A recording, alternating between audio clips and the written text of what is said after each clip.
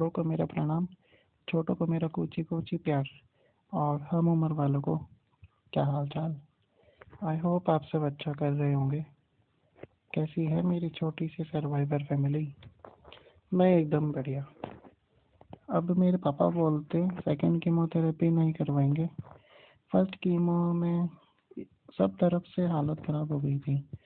Wait मेरा 45 kg था। क्या इस बार मैं झेल पाऊंगा? बट इलाज पूरा जरूरी था, वरना बीच में छूट जाए इलाज तो फिर वापस हो सकती है प्रॉब्लम। तो हम एक दिन महात्मा गांधी हॉस्पिटल गए। वहाँ डॉक्टर अंकुर सर की अपॉइंटमेंट ली। मेरी बारी आई तो हमने सारी प्रॉब्लम बताई कि सर फर्स्ट कीमोथेरेपी डोज तो महावीर में हुआ था, अब 3 डोज बाकी है, बट इतना बजट नहीं है। तो डॉक्टर अंकुर ने बहुत हेल्प करी। मेरा चिरंजीवी कार्ड बना रखा था जब हमारे सीएम अशोक गहलोत ने यह योजना शुरू करी थी। उसका हमें फ़ायदा मिला। थैंक यू इसके लिए।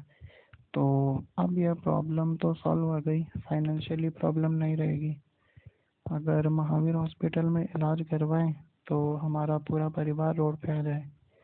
फर्स्ट डोज में ही 10-15 लाख, फिर बाकी 3 डोज में लगभग 25-30 लाख हो जाते हैं, जो मेरे पापा नहीं कर पाते। ऐसा नहीं है कि महावीर हॉस्पिटल खराब है, इलाज नहीं होता।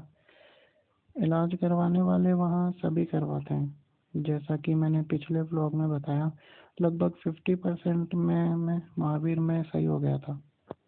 बस बजट इशू था, इसलिए हमने सोचा हॉस्पिटल चेंज किया जाए। अब यह सब तो ठीक है। अब हल्का फुल्का मुझे भूख भी लगने लगी, खाना भी खाने लगा। मैं बोलता, देखो ना मैं अब बिल्कुल ठीक हूँ, खाना भी खा रहा हूँ। सेकंड कीमोथेरेपी मुझे नहीं करवानी। ज्ञान नंबर 8, कभी भी पेशेंट की बात मत सुनो। जो चीज़ सही है वही करना चाहिए। अक्टूबर मंथ में फर्स्ट वीक में मेरा चिरंजीवी योजना में सेकंड कीमोथेरेपी स्टार्ट हुई। जनरल मेल वार्ड में 1 वीक तक सेकंड कीमोथेरेपी चली। मुझे याद है मेरा बेड नंबर 12 था। बेड नंबर 13 पर एक अंकल थे, वो अच्छे फ्रेंड बन गए। हॉस्पिटल का जो खाना आता पेशेंट के लिए, वो तो मैं खाता नहीं, बल्कि कैंटीन से कुछ भी और मंगवा के खाता।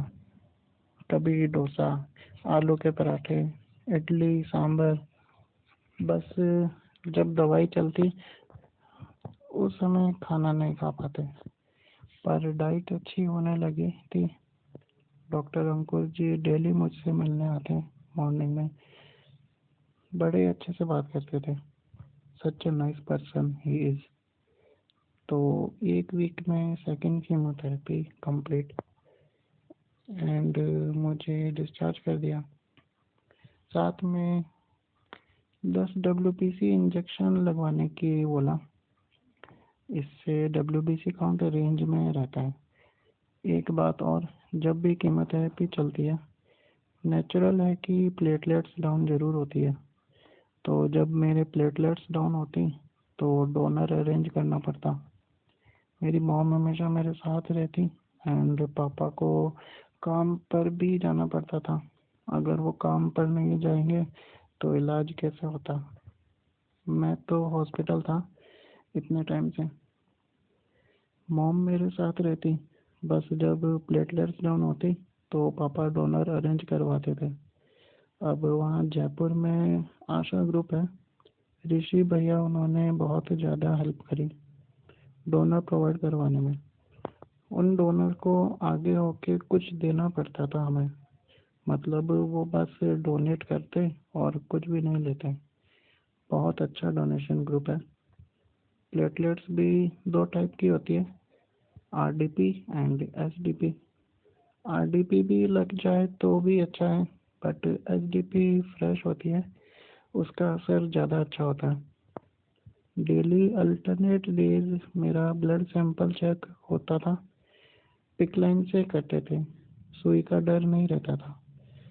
WBC injection just like Covid vaccine जैसे आर्म्स या शोल्डर पर लगती, अब आदत हो चुकी थी इंजेक्शन से, इतना डर नहीं लगता था।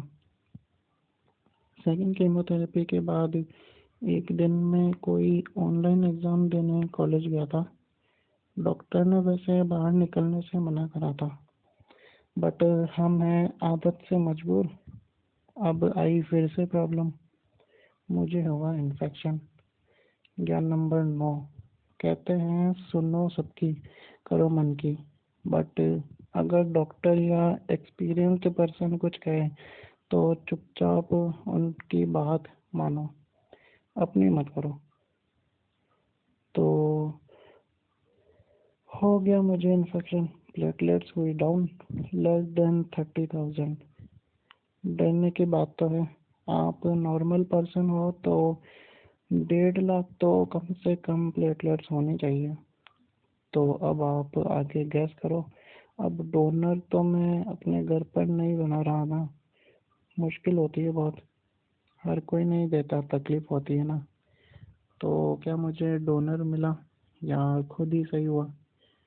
देखते हैं हम नेक्स्ट व्लॉग में। मेरे साथ ये कहानी सुनते रहिए और ज़्यादा शेयर करें। तब तक के लिए see you in my next survivor कहानी पार्ट 13। स्टे ट्यून्ड एंड खुश रहो, हंसते रहो।